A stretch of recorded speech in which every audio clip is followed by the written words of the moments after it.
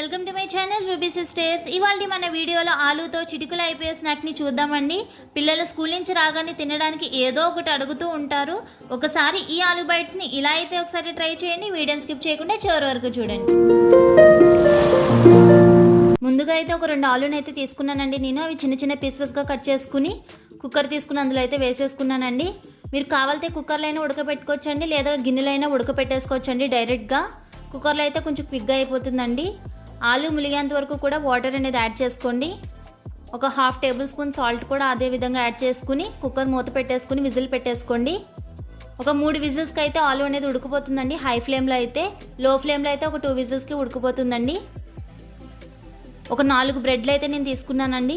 అవి side edges ఉంటాయి కదండి, ఇలా వీడియోలో చూపిస్తున్న విధంగా కట్ చేసేసేయండి. అవి వేస్ట్ అనేది అవ్వదండి.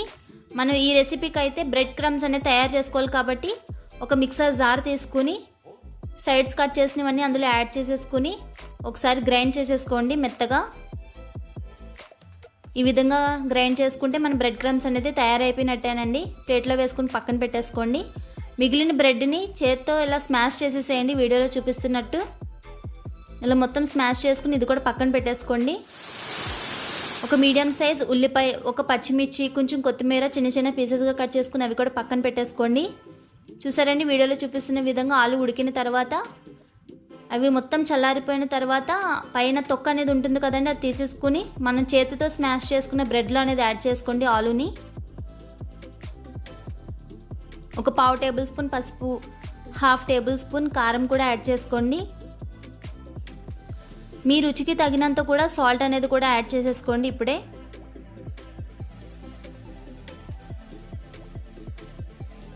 ముందుగా కట్ చేసి పెట్టుకున్న ఆనియన్స్, పచ్చిమిర్చి, కొంచెం కొత్తిమీర ఇవన్నీ కూడా యాడ్ చేసేసుకోండి. ఇలా వీడియోలో చూపిస్తున్న విధంగా యాడ్ చేసేసుకుని మొత్తం చేతితో ఇలా స్మాష్ చేస్తా మొత్తం కలిసేంత వరకు కూడా కలుపుకోండి.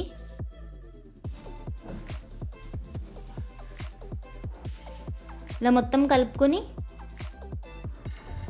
అవి రౌండ్ షేప్ కావాలంటే మీరు రౌండ్ షేప్ అయినా చేసుకోవచ్చు. ఇలా వీడియోలో చూపిస్తున్న విధంగా సిలిండర్ షేప్ అయినా సరే చేసుకోవచ్చండి. మీకు బాగా అట్రాక్టివ్గా కనిపించాలి అంటే కనుక సిలిండర్ షేప్ బెస్ట్ అండి, బాగా అట్రాక్టివ్గా కనిపిస్తుంది. మీకు క్విక్గా అయిపోవాలంటే కనుక రౌండ్ షేప్ చేసేసుకోవచ్చండి. మనం ముందుగానే చేసి పెట్టుకున్న బ్రెడ్ క్రమ్స్లోకి డిప్ చేసుకుందామండి మన ఆలు బైట్స్ని. ఇలా వీడియోలో చూపిస్తున్న విధంగా మొత్తం మన ఆలు బైట్స్కి అంటుకునేలాగా డిప్ చేసుకోండి.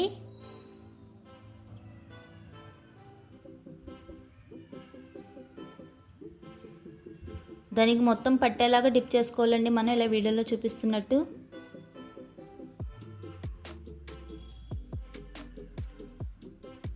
ఇలా మొత్తం చేసుకుని పక్కన పెట్టేసుకోండి. స్టవ్ అనేది ఆన్ చేసుకుని ఒక కళాయి పెట్టుకుని అందులో ఆయిల్ అనేది యాడ్ చేసుకోండి. ఆయిల్ బాగా హీట్ అయిన తర్వాతే ఆలు బైట్స్ అనేది యాడ్ చేసుకోవాలండి మనం, లేకపోతే ఆలు బైట్స్ అనేది విరిగిపోతాయండి, బాగా రావు. ఒక సైడ్ బాగా ఫ్రై అయిన తర్వాత ఇంకొక సైడ్కి టర్న్ చేసుకోవాలండి ఆలు బైట్స్ అనేది.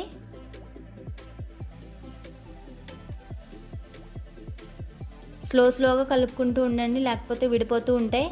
చూసారండి, వీడియోలో ఈ విధంగా కలర్ వచ్చేంత వరకు ఫ్రై చేసుకుని ఒక ప్లేట్లో టిష్యూ అనేది వేసుకుని ఒకటొకటిగా ప్లేట్లోకి యాడ్ చేసేసుకోండి. ఇలా టొమాటో కెచప్తో సర్వ్ చేసుకుని తింటే చాలా బాగుంటుందండి. పిల్లలకి కూడా చాలా నచ్చేస్తుంది. మీకు స్నాక్ చేయడం చాలా ఈజీగా అయిపోతుంది.